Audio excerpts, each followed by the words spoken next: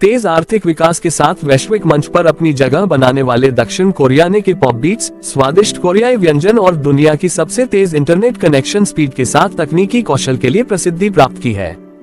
फिर भी इन आधुनिक चमत्कारों से परे दक्षिण कोरिया का आकर्षक अतीत, परंपराएं, लोक कथाएं और अंधविश्वास इस देश की आधुनिक संस्कृति में गहराई जोड़ते हैं। यहाँ दक्षिण कोरिया और कोरियाई संस्कृति के बारे में 16 दिलचस्प तथ्य दिए गए हैं जो आपको सियोल यात्रा से पहले उत्साहित कर देंगे। 1. मध्य सियोल और उत्तर और दक्षिण कोरिया के साथ असैनिकृत क्षेत्र की सीमा के बाहर घूमने के लिए कई जगहें हैं। राजधानी शहर में खूब घूमने के बाद योनगिन में कोरियाई लोक गांव, सुवोन में हवासों किला या ग्योगगी-डो के गैप्योंगन में नामी द्वीप पर एक दिन की यात्रा पर जाने का प्रयास करें। यदि आपके पास कुछ अतिरिक्त दिन है, तो बुसान या ग्योगजू जैसे प्रमुख समुद्र तट शहर में एक रात और 2 दिन की यात्रा का विकल्प चुनें, जो कोरियाई इतिहास में समृद्ध है और प्राचीन राज्य सिला 57 ईसा पूर्व 935 ईस्वी की राजधानी है। एक सप्ताह से अधिक समय तक रहने के लिए जेजू द्वीप और उडो द्वीप की एक छोटी यात्रा पर विचार करें। दक्षिण कोरिया के प्रत्येक प्रांत की एक विशिष्ट बोली है, कुल मिलाकर लगभग 6 बोलियां हैं।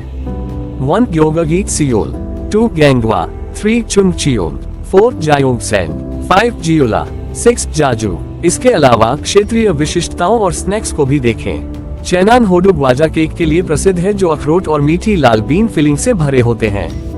2. OECD बेहतर जीवन सूचकांक के अनुसार कोरिया रहने के लिए एक अत्यंत सुरक्षित स्थान है, जहां 82% लोग कहते हैं कि वे रात में अकेले घूमने में सुरक्षित महसूस करते हैं, जो OECD के औसत 74% से अधिक है। दक्षिण कोरिया में हिंसक अपराध और चोरी असामान्य है और कोरियाई कानून के तहत हिंसक हथियारों पर काफी प्रतिबंध है। 2023 में सियोल मेट्रोपॉलिटन सरकार ने सार्वजनिक क्षेत्रों में स्थापित AI संवर्धित CCTV में 51.2 बिलियन कोरियाई वॉन का निवेश किया। इसके अतिरिक्त दक्षिण कोरिया के हर सार्वजनिक शौचालय में एक आपातकालीन कॉल बटन होता है, जिसे दबाने पर सीधे 112 आपातकालीन सेवा से जुड़ जाता है। CCTV हर जगह होने के कारण लोगों की निजी संपत्ति का सम्मान करने पर आम सहमति है। उदाहरण के लिए, आप अपने लैपटॉप को बिना देखरेख के छोड़ सकते हैं और इसका इस्तेमाल किसी कैफे में जगह आरक्षित करने के लिए कर सकते हैं और कोई भी इसे नहीं छुएगा।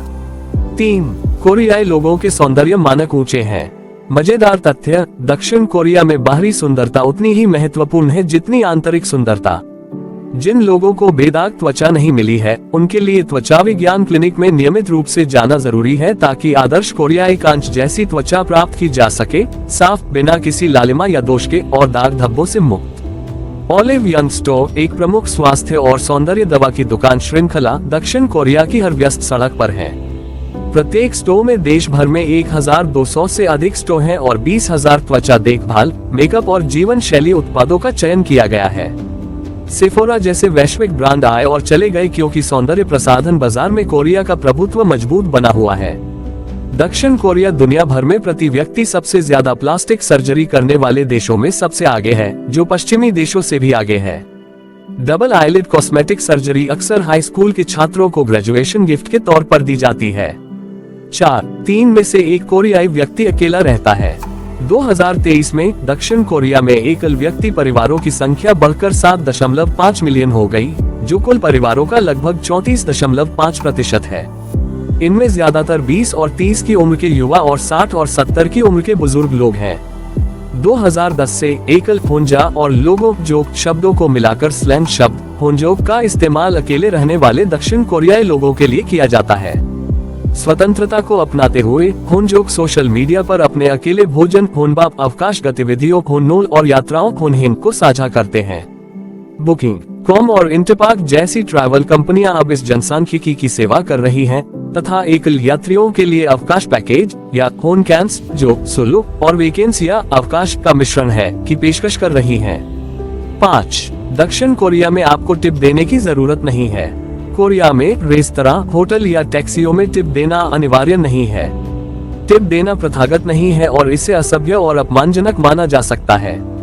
6. रिकॉर्ड के अनुसार सबसे पहले कोरियाई भोजन की डिलीवरी 1768 में हुई थी।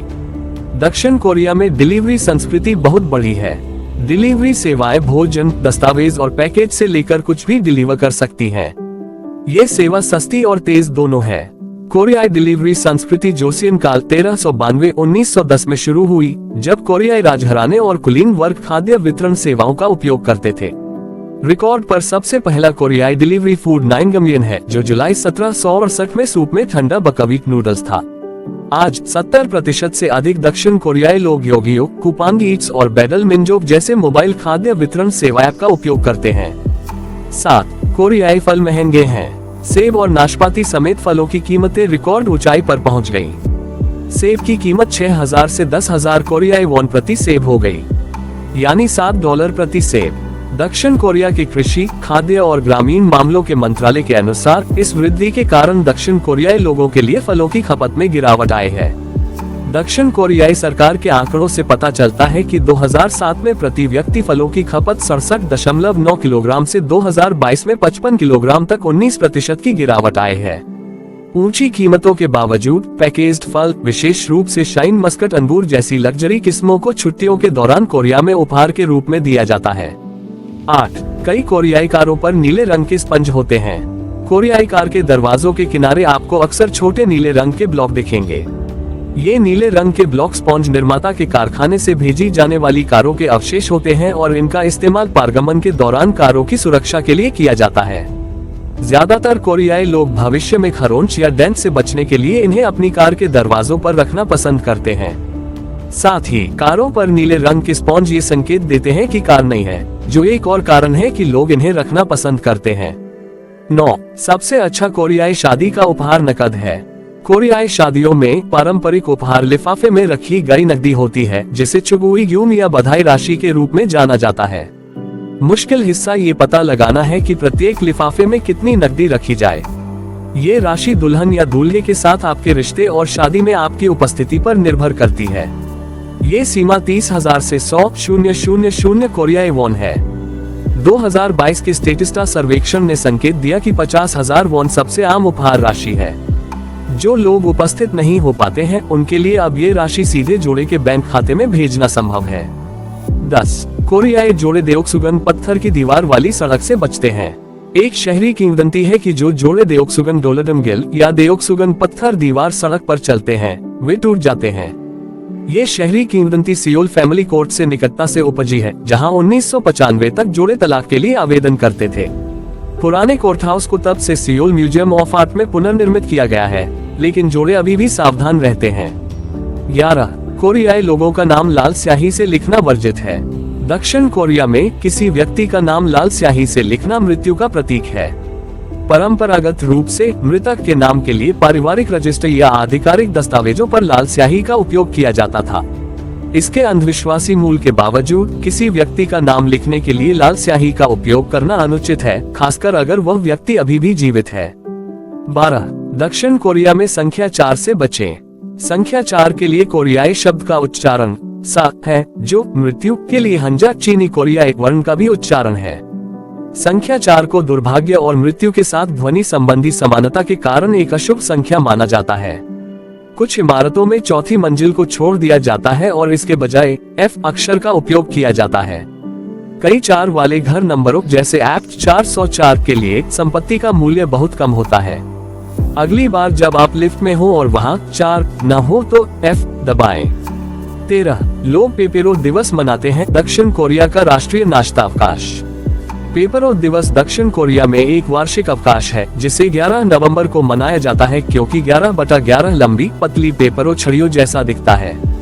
ये दिन दोस्तों, परिवार और प्रियजनों को पेपरो देने के लिए समर्पित है। 1997 से दक्षिण कोरिया में पेपेरो के निर्माता लोटे कॉर्पोरेशन ने इस छुट्टी का विपणन किया है। मूल रूप से दूध चॉकलेट से ढके कुकी स्टिक, ये व्यंजन अब कई स्वादों में आते हैं। पेपेरो को राष्ट्रीय नाश्ता माना जाता है, जिसकी बिक्री हर साल 100 बिलियन वॉन होती है। कोरिया में स्नैक्स काफी लोकप्रिय हैं। 14. इलेक्ट्रिक हीटिंग मैट के साथ कोरियाई सर्दियों से बचें। दक्षिण कोरिया की सर्द सर्दियों से निपटने के लिए ज्यादातर कोरियाई लोग इलेक्ट्रिक हीटिंग मैट का इस्तेमाल करते हैं। ज्यादातर कोरियाई घरों में ऑन-डोल या फ्लोर हीटिंग सिस्टम लगा होता है, लेकिन इसे पूरे दिन चालू रखना महंगा पड़ सकता है। कई कोरियाई लोग इलेक्ट्रिक हीटिंग मैट खरीदना पसंद करते हैं और इसे वहीं रखते हैं जहां वे अपना ज्यादातर समय बिताते हैं, या तो अपने बिस्तर पर या लिविंग रूम में। जलने से बचने के लिए इन मैट पर सोते समय तापमान सेटिंग पर नजर रखें। 15 कोरियाई युवा पीढ़ी संग्रहणीय स्टिकर वाली पैकेज्ड ब्रेड की दीवानी है। संग्रहणीय चरित्र स्टिकर के साथ पैक किए गए पोकेमोन ब्रेड को पहली बार 1998 में दक्षिण कोरियाई बेकरी दिग्गज SPC ग्रुप द्वारा जारी किया गया था।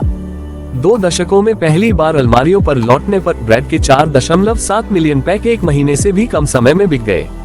पोकेमोन ब्रेड और उसके साथ आने वाले स्टिकर की कीमत 1500 कोरियाई वॉन है और प्रशंसक और संग्रहकर्ता स्टॉक में मौजूद हर चीज को खरीदने के लिए होड़ में लगे हुए हैं। उच्च मांग और सीमित आपूर्ति के कारण दक्षिण कोरिया में ऑनलाइन मार्केटप्लेस पर स्टिकर का कारोबार किया जा रहा है। म्यूटू स्टिकर जैसे दुर्लभ स्टिकर लगभग 40,000 कोरियाई वॉन में बिकते हैं, जबकि पिकाचू जैसे लोकप्रिय चरित्र लगभग 5,000 से 8,000 वॉन में बिकते हैं। कोरियाई भाषा में पोकेमोन मूल जापानी नाम का अनुसरण करता है जो पॉकेट मॉन्स्टर जैसा लगता है। पोकेमोन मूल नाम का संक्षिप्त रोमन रूप है जो विदेशों में लोकप्रियता बढ़ने के साथ ही आम हो गया। 16 उत्तर कोरिया और दक्षिण कोरिया 70 से अधिक वर्षों से विभाजित हैं, जो 160 मील लंबे और 2.5 मील चौड़े विसैन्यीकृत क्षेत्र द्वारा अलग किए गए हैं। कोरियाई युद्ध 1953 में गतिरोध में समाप्त हुआ। उत्तर कोरिया और दक्षिण कोरिया की दोनों सरकारों के संविधान पूरे कोरियाई प्रायद्वीप पर संप्रभुता का दावा करते हैं। यद्यपि 1953 में शत्रुता समाप्त करने के लिए एक युद्ध विराम समझौते पर हस्ताक्षर किए गए थे, लेकिन आधिकारिक शांति संधि पर कभी सहमति नहीं बनी और दोनों कोरिया अभी भी आधिकारिक रूप से युद्धरत हैं।